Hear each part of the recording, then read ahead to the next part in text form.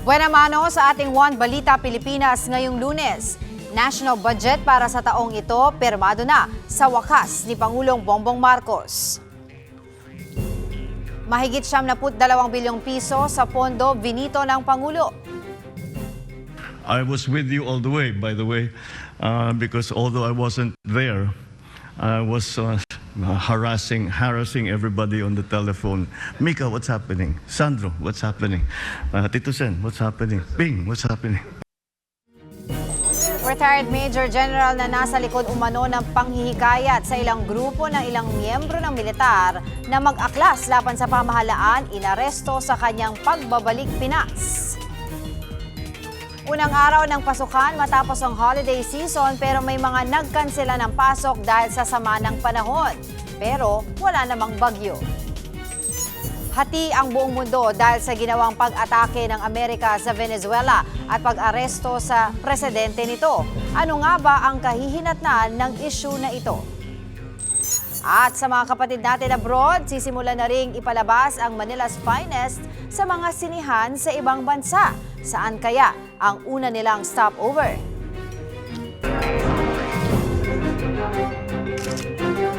Magandang tanghali, Luzon, Visayas at Mindanao. Thank you for joining us. Good afternoon sa mga nanonood. Saan po ang This has been my guide.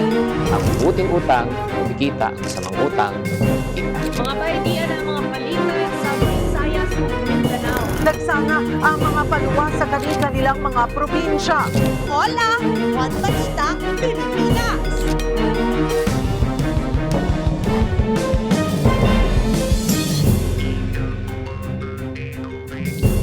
Magandang tanghali, Luzon, Visayas at Mindanao. Patuloy na inaalam ng mga otoridad ang pagkakakilanlan ng babae na natagpo ang patay at nakasilid sa isang kahon sa Albay. Ang bangkay nagawa pa umanong ibiyahe sa bus bago itinapon sa lugar. Para bigyan ng mukha ang balita, Mobile Journal, Kayla Makatan. Pinatay, ikinahon sa kainabandona. Itong kalunusunos sa sinapit ng isang babae sa Camarines Norte.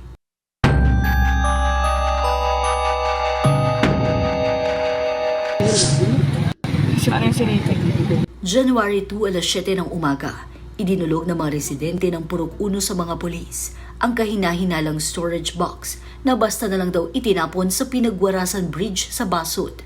Bandang alas 4:30 daw ng madaling araw, narinig ng ilang residente na may hinihilang tila mabigat na bagay sa tulay. Pagkatapos, may sasakyang humarurot.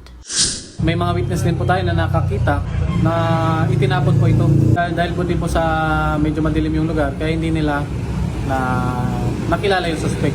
At meron din po itong possible na getaway vehicle. Palutang-lutang na storage box ang dinatnan ng mga pulis sa ilog. Pagbukas nila rito, tumambad ang bangkay ng isang di kilalang babae na balot ng kulay brown na kumot. Nakasuot siya ng puting t-shirt at black leggings at may tattoo sa braso at dibdib. Tansya ng mga otoridad, nasa bandang 30 hanggang 40 anyos ang babae. Sa backtracking na ginawa ng Basud MPS, nalaman na ibinyahe sa pampublikong bus ang bangkay mula Turbina Terminal sa Calamba, Laguna. Sa estribo ng bus ipinuwesto ang storage box na idineklara raw ng hindi pa nakikilalang suspect na groceries ang laman. Panawagan ng otoridad sa may posibleng impormasyon sa biktima, agad makipagtulungan sa kanila. Pag na-identify po natin ang biktima, magkakaroon po tayo ng possible person of interest. Patuloy po ang ating pag-identify at pag-hot person po sa ating suspect. Hindi po natin ito titigilan hanggang hindi po natin nahuli. Mga kapatid, Mobile Journal, Kayla Makantan, hatid ang mukha ng balita.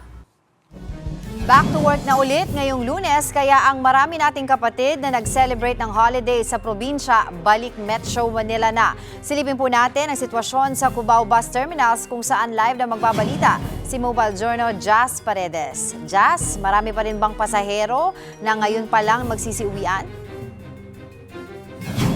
Angela, tapos na nga ang bakasyon mode ng marami sa ating mga kapatid. Kaya naman simula kaninang umaga ay tuloy-tuloy ang pagdating ng mga kapatid nating nagsiuwian mula sa kanilang mga probinsya. Karamihan dyan ay mga biyaheng mula sa Zambales, Camarines Norte, Camarines Sur, Pangasinan, Naga, Tarlac, Baguio at iba pa. Ang ilan sa mga pasaherong nakausap natin kanina ay nagsimula kaninang madaling araw pa nag-abang ng biyahe at nagbabaka sakaling makarating dito sa Metro Manila ngayong umaga para makahabol na sa kanilang mga trabaho at sa eskwelahan. Ngunit ang karamihan daw sa mga buses doon sa kanilang probinsya ay fully booked na o pahirapan ng sumakay. Kaya naman ang karamihan sa kanila ay napilitang sumakay sa mga biyahe ngayong umaga pa lamang pabalik dito sa Metro Manila. Ang ilan nga sa kanilang nakausap natin, Angela, napilitan ng lumiban sa klase at sa kanilang mga trabaho dahil hindi na nakaabot ngayong umaga pabalik dito sa Metro Manila. At ayon naman sa pamunuan ng bus terminals ay pinakamaraming dagsa daw talaga ng mga pasaherong bumalik dito sa Metro Manila ay simula kahapon hanggang gabi dahil nga nagkakabul sila ng oras para makabalik ngayong araw sa kanilang mga trabaho. Bagamat may mga dumadating pa rin naman ngayong mga pasahero ay hindi na ito kasing dami kumpara kahapon. Ngunit inaasahan daw na dadami pa rin yung dagsa ng mga pasaherong pabalik mamayang hapon. At pagdating naman sa ilang mga kapatid nating pabalik naman sa kanilang mga probinsya, marami pa ring mga nakapila ngayon para mag-book ng kanilang mga tiket. At ito nga, Angela, kung makita sa aking likuran ay puno pa rin yung mga upuan dito. Nag-aabang sila na makabalik at makasakay ng mga bus pabalik sa kanilang mga probinsya. At ayon sa nakausap natin kanina, fully booked na yung aircon buses natin pa Camarines Norte at Camarines Norte hanggang mamayang gabi. Pero kung may mga chance passengers lang, ay makakasakay pa rin naman sila, ngunit non-aircon buses na yung kanilang maaabutan. At kung ikukumpara naman daw noong magbagong taon na kung saan ay talagang punuan yung mga bus at nagkailangan naglaan ng extra buses para lamang makasakay, ngayon daw ay mas makakasiguro daw na makakasakay daw yung ating mga pasaherong pabalik sa kanilang mga probinsya dahil sapat yung mga bus na meron ngayon pabalik sa kanilang mga probinsya. At pagdating naman sa seguridad dito, Angela, patuloy yung kanilang paghihigpit at patuloy yung kanilang inspeksyon sa mga gamit, partikular sa mga bagahe. At patuloy yung kanilang pagpapaalala na huwag nang dalhin yung mga pinagbabawal na mga gamit gaya ng mga matutulis na bagay at mga flammable at mga puputok ng mga bagong taon. Huwag na raw po yung dalhin dito sa mga terminal upang hindi magkaaberya sa kanilang mga biyahe. Angela? Maraming salamat, Mobile Journal Jazz Paredes. Tuloy-tuloy din ang dating ng provincial buses sa Parañaque Integrated Terminal Exchange or PITX. Para po sa update, magbabalita naman live mula sa PITX si Francis Rivera. Francis, kumusta dyan? Angela, patuloy ang pagdating ng mga bus mula sa mga probinsya dito sa mga terminal ng PITX. Senyales yan na nagsisibalikan at nagsisiuwian na ang mga main character matapos ang holiday season. Mula nga dito sa aking likuran ay makikita nyo na halos medyo makapal na ang volume ng mga pasaherong nag-aabang sa kanilang mga biyahe. Ito kasi yung mga biyahe papuntang Bicol at sila yung mga pasahero o yung mga kapatid natin na nagbakasyon dito sa Metro Manila at uuwi na sa kanilang probinsya. Ikot ko kayo dito, Angela. At kitang-kita rin naman sa kanilang mga daladalang mga bagahe, no? Bukod nga doon sa masasayang memories, talagang daladala rin yung mga pasalubong na mula dito sa Maynila na dadalhin nila doon sa kanilang probinsya. So dito yung gate kung saan yung mga biyahe papuntang Bicol. At doon naman sa may kabilang gate, no, makikita rin natin yung mga kapatid natin na nag-aantay rin ng kanilang biyahe para naman doon sa mga papuntang Samar. Angela, ayon sa ilang bus company dito, ilang pasahero naman din ang sinulit na yung weekend. Kaya mula nung Friday, Saturday, and kahapon, Sunday, umuwi na sila. At nagsidatingan na rin yung iba dito sa PITX. Wala pa naman tayong naitatalang fully book na biyahe sa mga oras na ito. At syempre, mahigpit pa rin ang seguridad dito sa PITX. At ayun nga, makikita natin, talagang binubuklat at iniisa-isa nila na buksan itong mga bagahe ng mga nagsisidatingan na mga pasahero at papasok dito sa loob ng terminal. Ayon naman sa pamunuan ng PITX, Angela, nag-exceed na raw sa expected passenger nila ngayong taon, yung from 3 million dahil nakapagtala ang PITX ng 3.25 million passengers na bahagyang tumaas yan mula last year na 3 million 0.5 lamang ang nakuha o naitala nila matapos nga ang holiday season.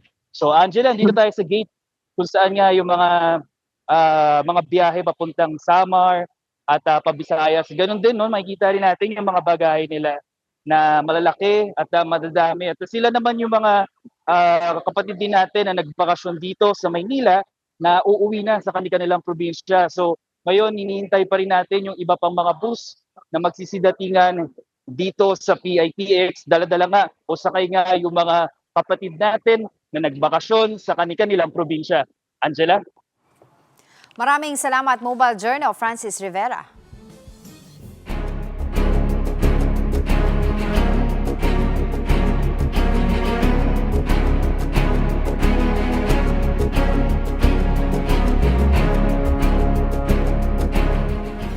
Pirmado na ni Pangulong Bongbong Marcos ang 2026 General Appropriations Act. Ang kabuang halaga ng national budget para sa taong ito, 6.793 trillion pesos. Sa kanyang talumpati, sinabi ni Pangulong Bongbong Marcos na ibinito niya ang 92.5 billion pesos na halaga ng ilang items sa Unprogrammed Appropriations o UA. Ito ay mula sa kabuuang 243 billion pesos na UA. Pinakamalaking pondo ang napunta sa education sector ngayong taon na may 1.3 or 1.345 trillion pesos o higit 4% ng ating gross domestic product. Naitala rin ang pinakamalaking budget na inilaan para sa healthcare sector na nasa 448.1 billion. Nasa 297.1 billion pesos naman ang pondo para sa agriculture sector kung saan bahagi nito ay investment para sa farm-to-market roads. Habang nasa 270.1 billion naman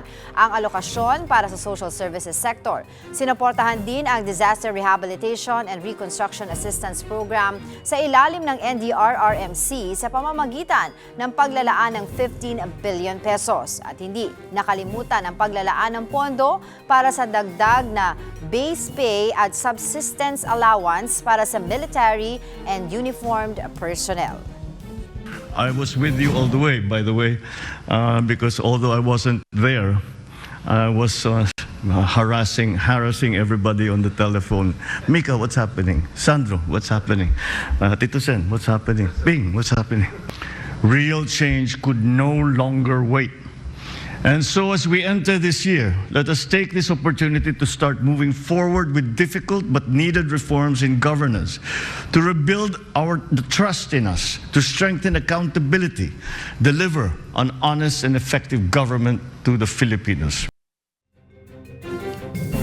Kahit pirmado na ni Pangulong Bongbong Marcos ang 2026 national budget, hindi pa rin tapos ang usapin para sa ilang mambabatas. Isa sa mga kumikwestiyon sa ilang probisyon nito, si House Senior Deputy Minority Leader Congressman Edgar Erice, partikular sa mga tinatawag na unprogrammed funds na posible umanong labag sa konstitusyon.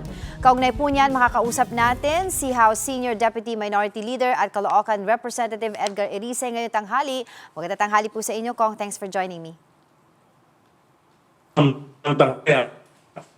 Kong? Yes, magandang tanghali, Angela. Ayun. Alright, Kong, so ito na nga po, pirmado na finally ng Pangulo itong 2026 national budget. Ano po ba ang inyong unang naging reaksyon dito?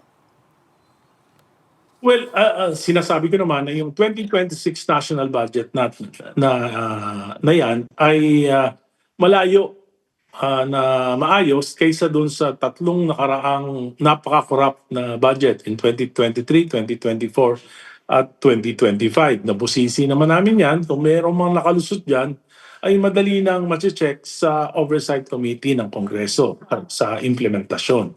Subalit, sabi ko nga, bakit sinama pa rin yung unprogrammed appropriations? Yan yung question. Dahil maliwanag naman dun sa PhilHealth decision ng Korte Suprema, may isang opinyon, yung isang maestrado, si Justice Hernando, na sinasabi niya, all forms of unprogrammed appropriations are unconstitutional. Dahil maliwanag naman sa Section 22, Article 7 ng ating Konstitusyon, dapat lahat ng budget of expenditures may katapat na source of financing or revenue. Itong unprogrammed appropriation, walang katapat. Kaya hindi ito constitutional. At kaya nga sabi ko, para matuldukan na rin, kasalukuyan kong ginagawa na yung pinag-aaralan namin at pipilitin naming ma-file ngayong linggo na ito, yung isang petisyon sa Korte Suprema. Kino-question namin yung presence ng unprogrammed appropriations.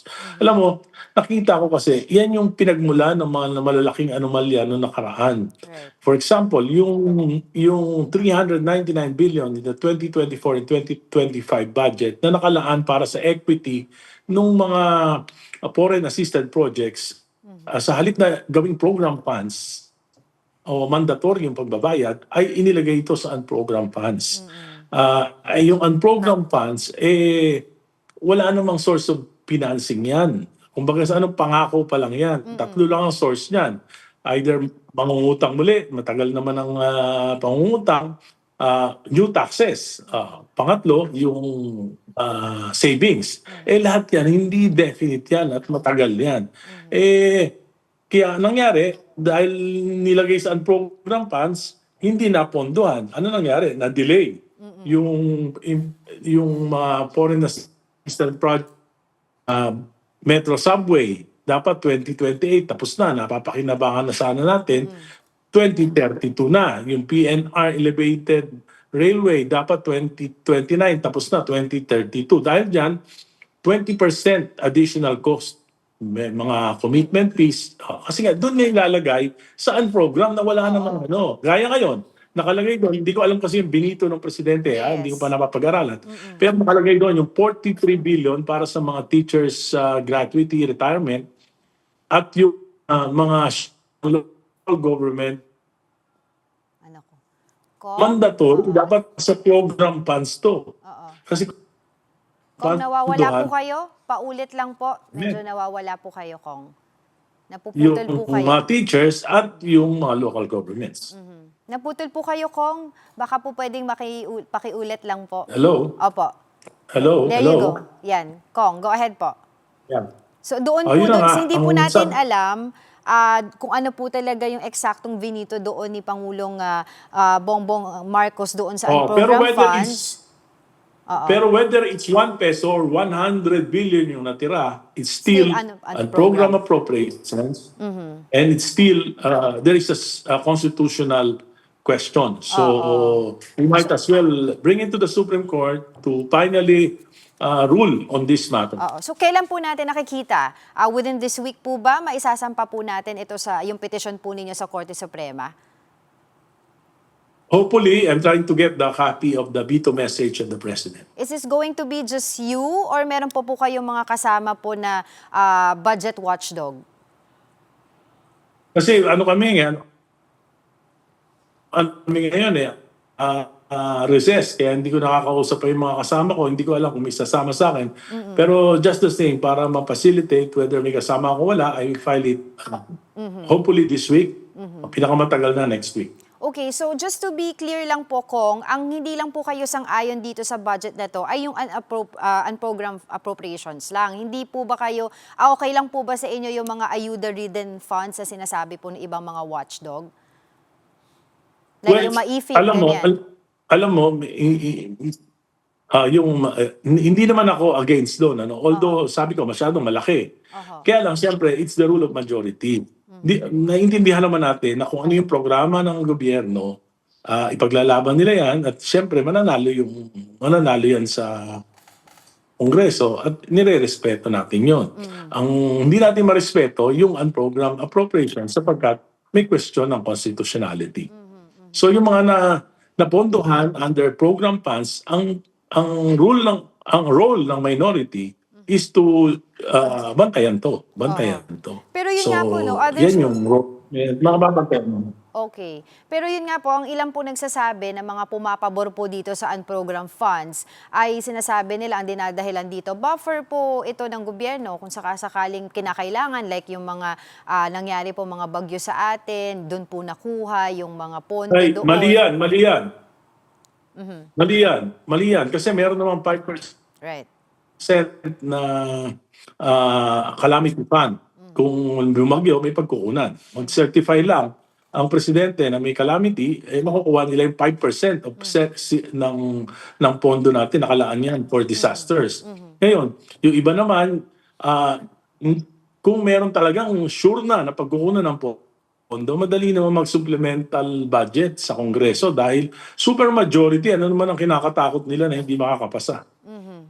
But prior po mag-recess ang Kongreso, may mga nakausap po kayo na katulad po ninyo na sumasang-ayon po sa inyo na labag po no ito sa konstitusyon natin. Yes, itong lahat, program marami funds. namang bumoto.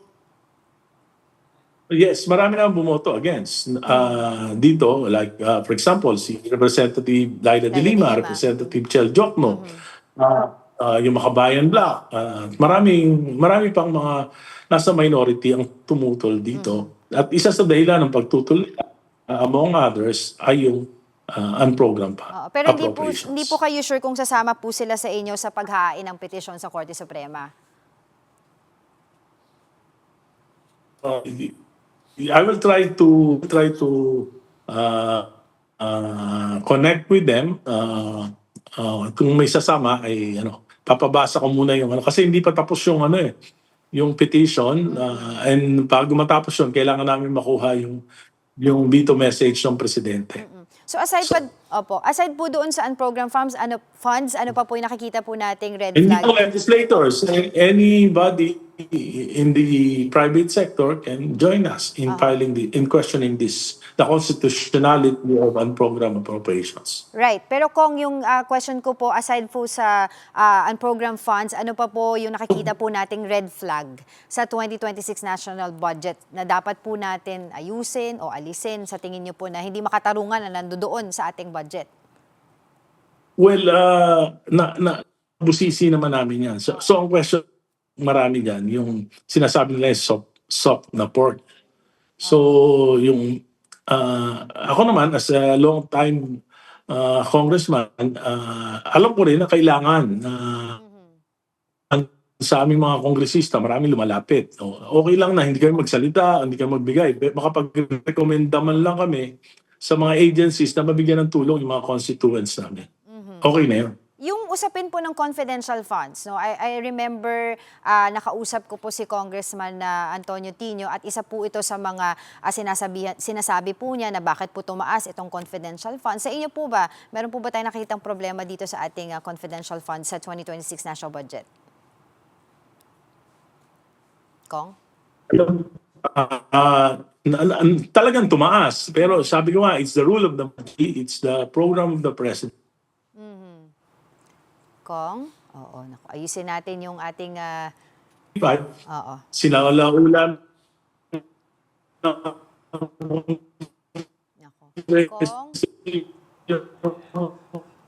Kong, sorry po. Pinabayaan niya. Okay na. Oo, yun. Nawawala-wala po kayo. Sayang po at importante po yung ipong sinasabi. Kung sakasakali pong pumabor ang Korte Suprema... Opo, hello? Can you hear me now, Kong? Yes, I can hear you. Ayun po. So kung sakasakali pong pumabor ang Korte Suprema sa inyong posisyon, ano po ba yung magiging epekto nito sa pagpapatupad ng 2026 national budget? Wala. Yung program appropriations mo, wala.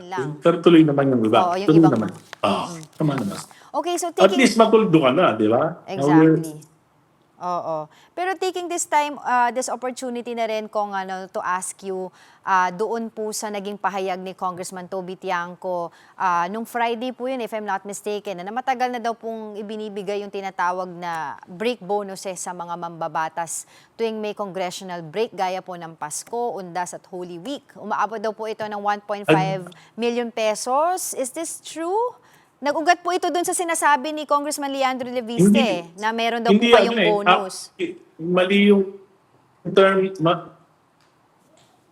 yung term na bonus eh. Kasi matagal na ako sa Kongreso. Yes po. Siyempre, additional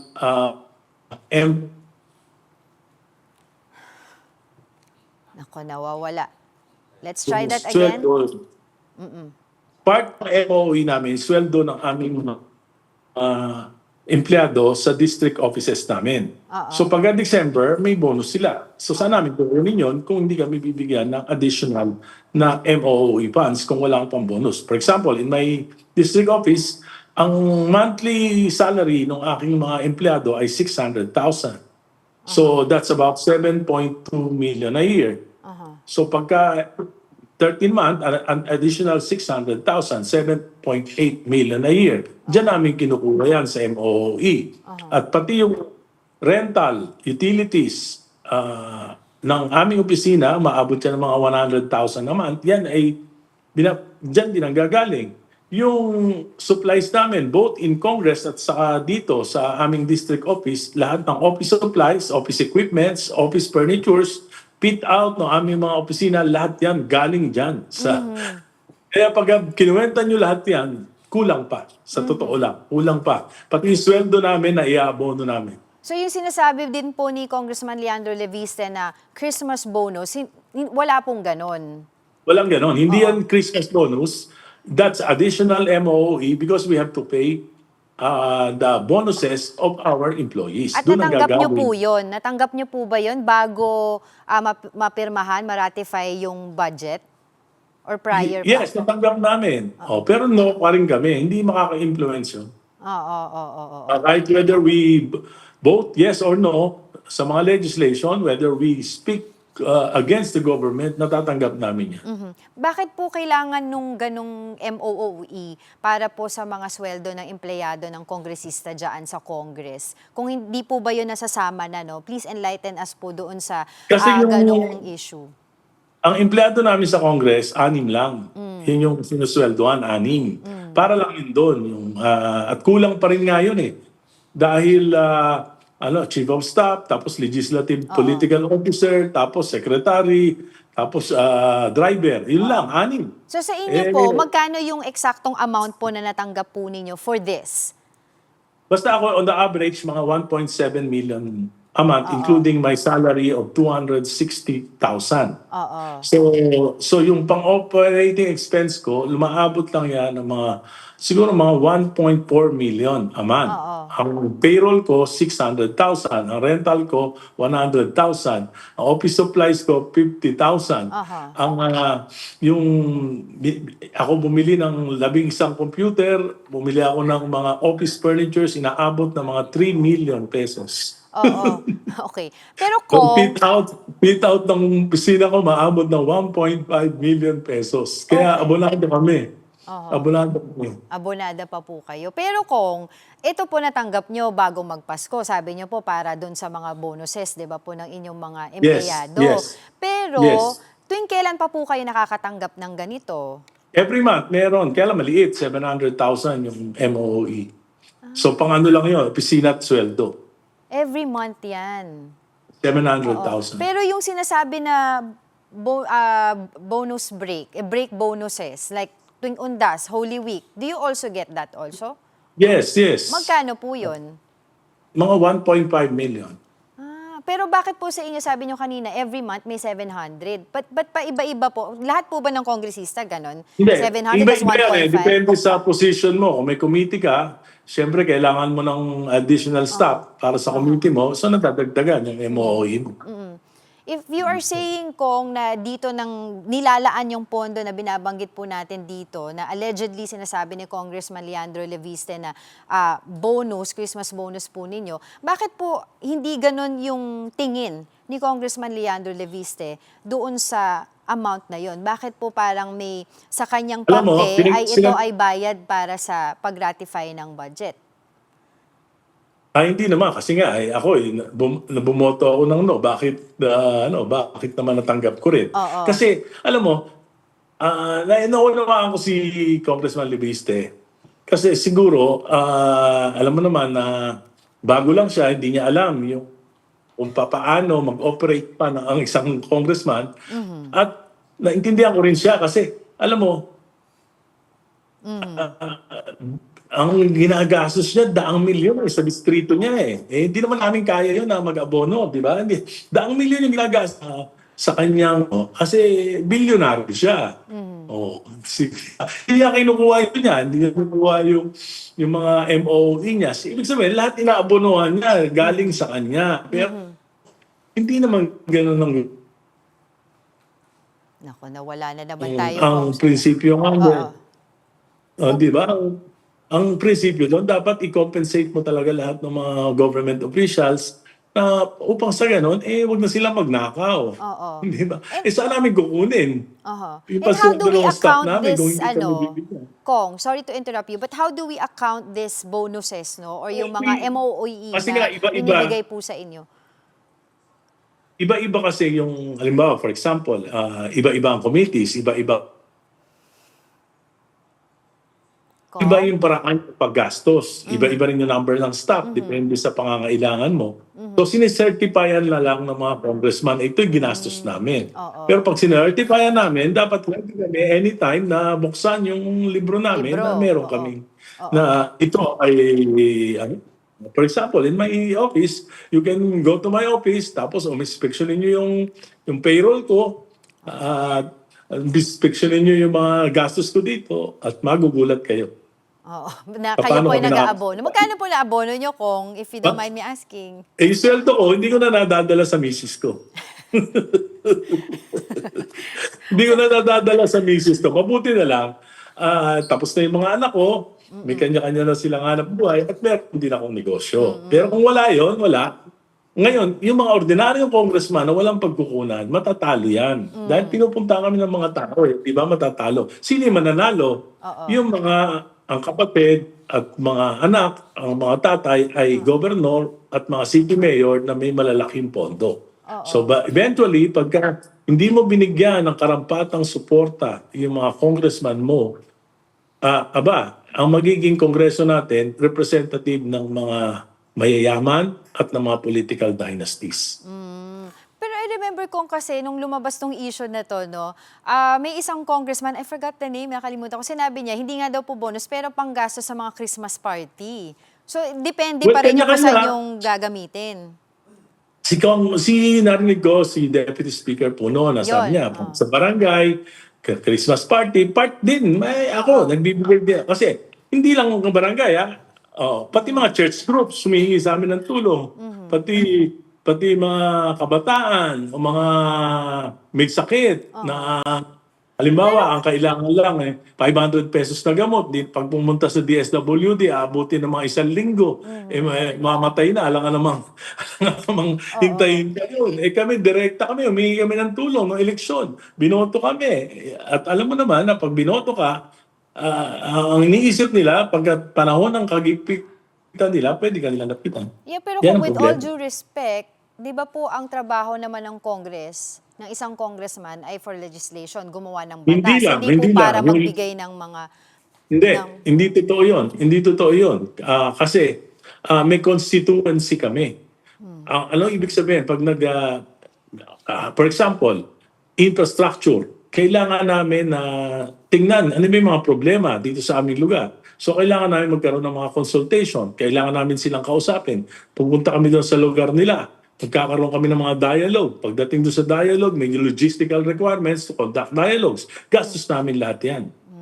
Sa education, meron kami gaya ko, may education summit ako para malaman ko yung mga problema ng edukasyon dito sa aking distrito para sa ganon mag-reflect ito sa Regional Development Council, sa City Development Council para maisama sa national budget. Paano? Anong gagawin ko? Siyempre, kailangan gastusan ko yung aking education summit. So, hindi nila alam na mas malaki ang trabaho, yung constituency work, mas malaki dun sa legislative work sa Kongreso. Ang nakikita lang yung sa Kongreso. Ang hindi nakikita, yung trabaho namin dito. At kung pupunta kayo sa opisina ko, dito sa district office, makikita nyo kung gaano kalaki yung trabaho. But if you feel na hindi pa po gaano maalam si Congressman Leandro Leviste sa mga patakaran dyan sa Kongreso, naisip niyo po ba na siya ay kausapin? Nag-usap na kami. Nag-usap na kami. Actually, nag-uusap kami, pinapayuhan ko siya. Kasi magaling naman si Congressman Leviste, bata pa lang. At sabi nga ni dating Pangulong Presidente Marcos Sr., kung merong advantage yung mga bata, pwede sila magkamali. Oo. Pero kung pagka nagkamali kami, medyo matanda na kami, nakakainis na. Nakakahiya na. Nakakahiya na. Oo. Pero kung... So, tinuturuan ko, wag natin sayangin. Yung mga bata na ganyan, aggressive, kaya nga, sabi ko, you cannot fight many battles. Okay, so Kong, before we let you go, Corporal Files. naalala ko yung sinabi mo, pwede namin tignan yung MOOE mo. Baka naman pwede nyo isend sa amin para makita po namin yung inyong mga pinagkakagastusan. Yes, pwede kayo puntahan niyo ako sa opisina ko, tingnan niyo yung operations ko. Okay. Kung gusto niyo, tomorrow morning, I'm available. I'm available here at pwede niyo makita yung Sige po. records ng mga nagastos ko. At Sige mabibigla kayo. Sige po. Titignan namin yan. Tapos makikita niyo yung magnitude ng operation. Alright, sige, maraming salamat. Makikita niyo na yung opisina ko sa Congress, 6 lang ang empleyado dito, mga 20. Sige po. Maraming salamat po sa inyong oras. As always, House Senior Deputy Minority Leader, Congressman Edgar Erice. Malaking katanungan pa rin kung ano ang mga binito ni Pangulong Bongbong Marcos sa 2026 National Budget. Para sa update, magbabalita live mula sa Malacanang si Mobile Journal Julie Baiza. Julie, ano nga ba itong mga items na nabito ni Pangulong Bongbong Marcos sa ating 2026 National Budget? Angela, pinaliwanag ngayon ni Executive Secretary Ralph Recto na originally 10 yung items na unprogrammed na sa unprogrammed appropriations. Pagkatapos ngang i-veto ni Pangulong Bongbong Marcos yung ilan sa mga proyekto sa unprogrammed appropriations o UA, 3 na lang yung naiwan dyan. Kabilang sa mga naiwan yung AFP Modernization, Risk Management Program o yung liability ng bansa sa ilalim ng Public-Private Partnership at yung support to foreign assisted projects na karamihan daw sa mga proyekto ay hindi na isama nung ginagawa yung 2026 budget pero nasa pipeline o gumugulong na. Kabilang naman sa mga na-veto o vinito ng Pangulo yung SAGIP o yung Strengthening Assistance for Government Infrastructure and Social Programs, budgetary support para sa GOCCs, Marawi Siege Victims Compensation at Public Health Emergency Benefits. Ang paliwanag direkto, wala naman daw silang nakikitang magiging epekto sa ginawang pagveto ng Pangulo.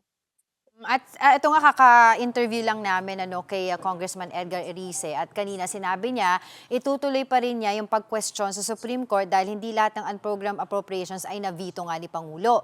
May sagot na ba dito ang Malacanang?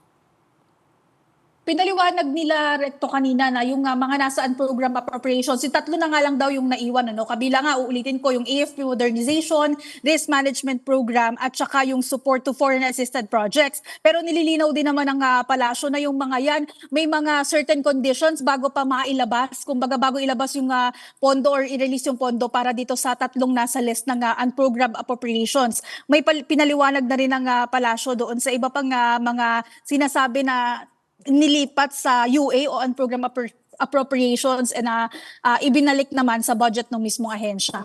Kasi ang pinagbabatayan dito ni Congressman Erice, yung sinabi ng Korte Suprema na unconstitutional any unprogrammed appropriation. So hindi ba yung tinignan ng Executive Department on that side? Hindi nabanggit kanina yung dito sa sinabi ng Korte Suprema, pero ang sinasabi naman ng palasyo kanina, 3 na lang naman yung naiwan, essentially and mahigpit naman daw yung gagawing kumbaga verification bago i-release yung pondo para sa mga ito. Isa nga daw doon sa titingnan nila kung nakatitiyak ba na aligned sa administrasyon or sa goals ng administration yung isang programa. At may sinasabi nga si Senator Amy Marcos, Julie, na giniling daw o pork sa ilalim ng 2026 budget. May sagot ba ang palasyo tungkol dito sa sinasabi ni Senator Amy Marcos? Yes, Angela, meron nga daw mga variations nung kumbagay baboy diyan sa 2026 sinasabi nga yung giniling. Ang sabi naman ni Recto kanina, pork barrel free. Masasabi nila na pork barrel free ang 2026 Hindi naman daw kasi pwedeng makailam yung legislators dahil solely sa executive department lamang yung implementation o execution ng budget. At meron pa rin ba tayong mga pondo para sa flood control, pati itong, of course, yung confidential, kanina pinag-usapan namin to, meron pero tumaas, di ba, yung pondo dito. Ito ba ay approve mula doon sa BICAM? Actually, Angela, doon sa confidential funds, kung ang pagbabatayan natin ay yung Confi at Intel funds noong nakaraang taon, bumaba siya ngayong 2026 kasi from yung kabuuan ng confidential at intelligence fund noong 2025 ay 12.120 billion. Ngayon naman dito sa 2026, 11.8 billion. Dito naman sa tanggapan sa Office of the President o Confi funds ni Pangulong Bongbong Marcos, kaparehas pa rin noong 2025 yung halaga, no, around 4.5 billion pesos. Alright, sige, maraming salamat sa iyong update, Mobile Journal, Julie Baiza. Susunod, retired Major General na nasa likod ng umano'y panghihikayat sa ilang miyembro ng militar na mag-aklas laban sa pamahalaan, inaresto. Yan at iba pa sa pagbabalik ng One Balita, Pilipinas.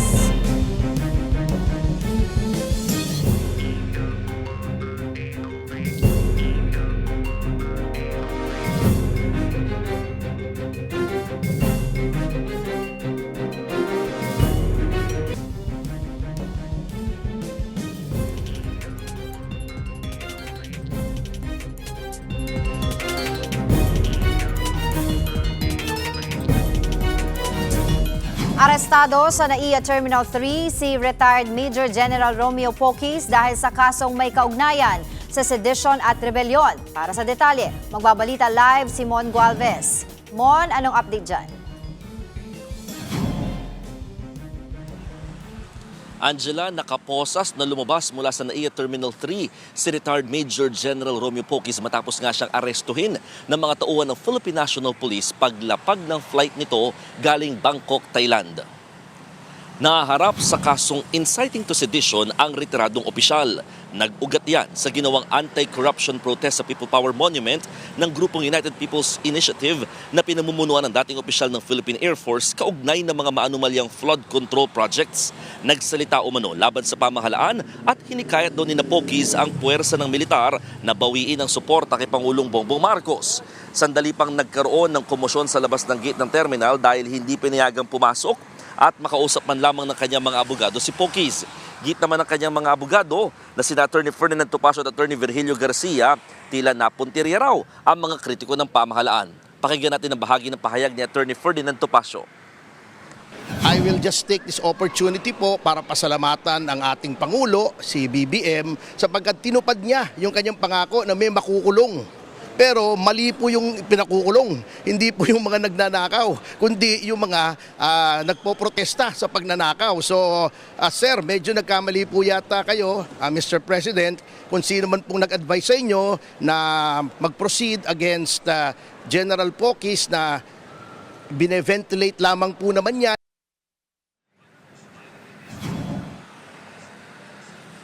Angela, mula NAIA Terminal 3, agad ibinyahe naman sa Camp Crame si retired Major General Poquis para na mas pagproseso ng kanyang pagkakaaresto at pagkakakulunga. Kabilang dyan yung mugshot, fingerprinting at pag-check din sa kanyang medical condition. And then afterwards, dadalhin na siya sa korte sa RTC Branch 77 ng Quezon City para doon naman iharap sa husgado, no? At yun nga, na siyang naglabas ng arrest warrant laban sa kanya. Pero paniniguro ng kampo ni Poquis, agad din sila maghahain ng bail na nasa 48,000 pesos para naman sa pansamantalang paglaya ni Poquis. Angela. Maraming salamat, Mon Gualvez. Padre Jesus Nazareno, sinasamba ka namin. Buhay na ang mga negosyo sa paligid ng simbahan ng Quiapo. Ngayong papalapit ang pista ng Jesus Nazareno. Para bigyan ng mukha ang balita, Mobile Journal, Evan Tarinque. Habang papalapit ang pista ng Jesus Nazareno, muling lumakas ang bentahan ng mga t-shirt, bandana, pati tuwalya na may mukha ng puon. Kaya naman, busy na rin ang mga paggawaan niyan dito sa Recto, Maynila. Sunod-sunod na ang paggawa ng mga t-shirt na may imahe ng Pong Nazareno sa Recto. Mano-mano at paisa-isa ang proseso gamit ang silkscreen at textile print. Maingat na iniimprenta sa mga damit ang disenyo ng Nazareno. 150 pesos lang ang bawat t-shirt. Pero para sa mga gumagawa at nagbibenta, higit pa ito sa hanap buhay. Hindi naman talaga kaigla yun, sir. Ano ko na rin yan, devotion ko na yan sa Nazareno. Bukod devotion ko, kumikita din kami na mayroon din kami pumapasok para sa aming income namin. Dahil sa demand, nakakamahigit 500 piraso ng t-shirt sila sa isang araw. Ito naman ang ipinagmalaki ng ilang magbibenta ng Nazareno shirt sa Quiapo. Itong sa amin, sarili namin gawa. Yung iba, bumibili lang. Hindi nila sariling gawa. Kung gusto naman ng deboto na mas tipid pa, pwede magdala ng sariling t-shirt o panyo at patatakan. 20 pesos lang yan. Heat gun lang ang gamit at ilang minuto lang, tuyo at handa ng isuot. Yung iba nga mga damit nila na sinusuot, nubad nila yung piprinta namin. Ipatutuyo na lang.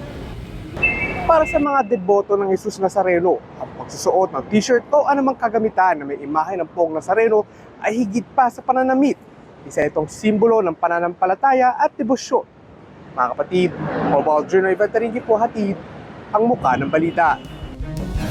Nagsimula na rin ang mga aktibidad sa taunang Sinulog Festival sa Cebu. Para sa detalye, magbabalita live si One News Cebu correspondent Dale Israel. Dale, kumusta ang paghahanda nila dyan?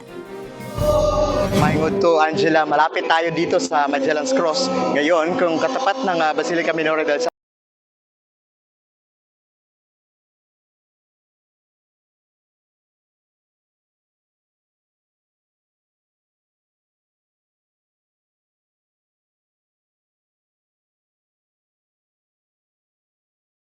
nakahanda na rin ang mga sasaling contingent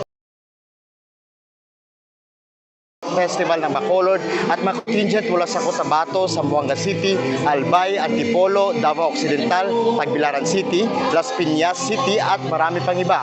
Tradisyon na rin ang paglahok ng gobernador ng Cebu sa Sinulog at ngayong taon sasali si Governor bilang bahagi ng Danao City Carranza Festival Contingent.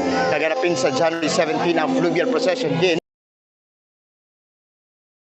or dadaan sa tulay, isang makasaysayang tanawing inaabangan din ng mga milyong-milyong deboto. Angela, kanina ay dinaw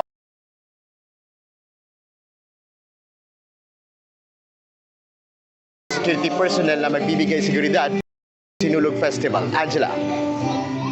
Maraming salamat. Daghang salamat Dale Israel ng One News Cebu. Sa iba pang balita, lumubog sa baha ang ilang lugar sa Visayas nitong weekend. Sa Negros Oriental, perwisyo ang inabot ng ilang motoristang inabutan ng baha sa National Highway ng Manhuyot.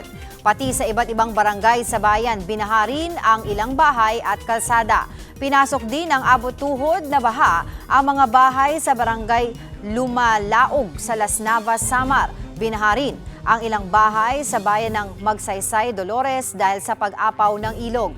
Hindi rin madaanan ang ilang kalsada sa Tabon-Tabon, Leyte dahil sa pagbaha. Ayon sa Pag-asa, wala namang bagyo pero nagdadala ngayon ng mga pag-ulan ng shear line, amihan at easterly sa iba't ibang lugar sa bansa. Nagpahayag ng pagkabahala ang Pilipinas sa pag-atake ng Amerika sa Venezuela at sa pag-aresto nito sa leader nilang si President Nicolas Maduro.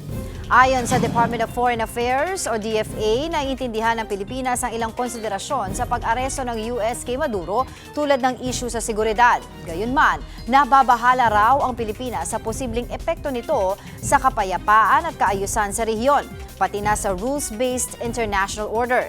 Iginit din ng DFA na nirerespeto raw dapat ang soberanya ng bawat bansa. Kaya naman, nanawagan ng Pilipinas sa magkabilang partido na irespeto ang international law at UN chapter at huwag nang hayaang tumindi pa ang gulo. Una nang naglabas ang Philippine Embassy sa Bogota, Colombia ng safety at travel advisory para sa mga Pinoy sa Venezuela.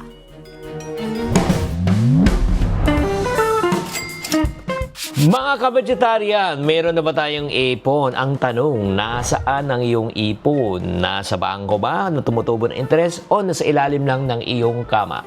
Hi there, this is Shingitan, your pambansang wealth coach. Ngayon, meron tayong ipon, meron tayong minsan 13th month bonus at holiday income. Ang tanong, saan mo nilalagay ang savings para tumubo at hindi matulog? Ayon po sa datos, ang regular savings account ng traditional na bangko ay nagbibigay ng mga less than 1% interest per annum. Samantala po, ang inflation po ay umaabot ng 4 to 6% interest per annum. Ang ibig sabihin po niyan, kung ang pera po natin ay nasa ilalim ng kama, or let's say, nasa bangko ng regular account, hindi kumikita. Nalulugi po, lumiliit po ang halaga. Pagpapatunay lang po, kung kayo po ay pumunta ng, di ba, ng supermarket po, 10 years ago, kung meron po kayong mga siguro 2,000 pesos, puno-puno, 10 years ago, ng yung shopping cart ngayon, 2,000 pesos, anong hawak mo? Plastic na lang po. So, nakita nyo po? So, ang tanong, saan pwede natin ilagay para lalo pang tumubo at talunin ng inflation? Una, sa mga digital bank savings account. O yung mga magaganda nyo, lalo na kung meron kayong emergency fund, no, na pwede naman may withdraw anytime. Pwede kayong kumita ng 4 to 5%. Yes. So, 4 to 5%. Ang kaganda, insured pa to ng PDIC. Okay? Ito po yung tinatawag natin mga pwede natin gamitin na pwede tayong tumubo. Diba? Ito yung pinakamagandang way na para safe at the same time nag-grow ang ating pera. Pangalawa, time deposit po. Ito naman higher interest than savings account. Lock-in po siya, hindi mo magagalaw. No? Pero ang suggestion ko, wag na wag niyo pong ilalagay ang emergency fund nyo rito. Ang pwede lang yung pwedeng iwan ng mga 6 months to 2 years. At ito naman, para maganda rin to. Para hindi ka na rin matukso na gamitin mo yung pera. Pangatlo, magandang investment po na palaguin ng ating pera kung matuto na tayo mag-invest sa tinatawag na stock market or let's say sa mga index fund, mutual funds, or cryptocurrency. Pero babala bago po tayo pumasok sa ganito, make sure na alam nyo. Pag hindi nyo alam, huwag nyo pong pasukan. So, makikita po ninyo na marami pong pamamaraan kung paano pong lumago ang ating pera. Number 1, sa tinatawag natin e-banks or digital banks. And number 2, pag-aralan po natin yung mga investment na pwedeng magpalago ng ating pera. Ang pera po ay pwedeng mapunta sa dalawang landas. Una, natutulog o pangalawa, gising at kumikita. Kaya ang tanong ko po sa inyo, anong pipiliin nyo? Patulugin ang pera o palaguin ang pera? Sana naman naliwanagan kayo sa episode na ito at tatandaan, tamang karunungan, tamang disiplina po ang susi sa pagyaman.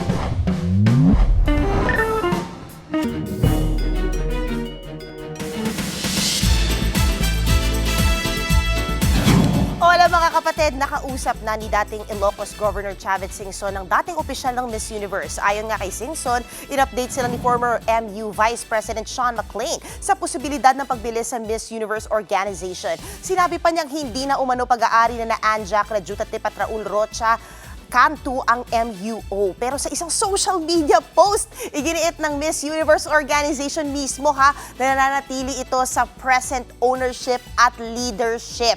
Nire-review na raw nila ito sa kanilang legal advisors para maiwasan ang mga misleading at unauthorized statements. Wala pang further comments tungkol dito si Singson. So, bibigyan namin kayo ng update tungkol dyan as soon as we get it. But anyway guys, going international na ang MMFF entry ng Manila's finest at first stop nga nila ang Middle East. Narito po report. Ang most nominated at most awarded film ng Metro Manila Film Festival, mapapanood na internationally. Mismong MQuest ang nag-announce na matutunghayan na ng mga kababayan natin sa Middle East ang Manila's finest sa January 16. Umpisa pa lang daw ito ng international tour para sa highly acclaimed MQuest Signal at Spring Films entry. Nitong weekend, nagsagawa ng block screening para sa pelikula kung saan mga active at retired policemen ang nanood. Present maging si MMDA General Manager Police General Nicolas Torre III na una nang nag-viral nang sinabing ilang paligo lang ang lamang sa kanya ng bida na si Piolo Pascual. Late kasi dumating si Piolo, kaya nung una kong tingin, sabi ko lamang ng mga 5 paligo sa akin. Pero nung up close and personal, nakita ko siya nung nagbibigay na kami ng mga orders. Ay, nako, mga 20 palang paligo lamang sa akin ito. Para sa kanya, mahalagang magpalabas ng mga pelikulang gaya ng Manila's Finest. Sa mga na ikwento naman ang mga bagay na supposedly expected but are done extraordinarily with kita na mahigit 800 billion pesos ang MMFF. Malayo-layo pa raw ang kailangang habuling numero para mahigitan ang kita ngayong taon. Ng pagkabahala ang ilang industry insiders. Kabilang ng direktor ng Call Me Mother na si June Lana na sinabing isang luxury na ang manood ng sine para sa mga pamilya. Say dito ni Torre. We'll sit down again, back to the drawing board. Tingnan natin kung ano mga strategy na also address the economics of this program para hindi naman ito ang last May kasunod pa uli and we will do better. We'll come back better. Mapapanood pa ang MMFF entry sa mga sinihan hanggang January 14. Rambulan kung rambulan ang pagbabalik ng bulagaan sa Eat Balik classroom setup at ay na jokes. May mga bagong kasama pa mula sa The Clones. At cute din po ang nag-astang teacher na si Riza May Dizon. Siyempre, hindi nawala ang spray party. That is so fun, guys. But anyway, yan muna ang latest sa showbiz. Balik sa'yo, Angela. Thank you, MJ. At yan po ang mga bumabanderang balita at public service sa inyong tunay na kasalo sa tanghali. Sa ngalan ni Cheryl Cosim, ako si Angela Lagunzad Castro. Kami ang inyong kapatid sa public service, 1PH, teleserbisyo para sa Pilipino.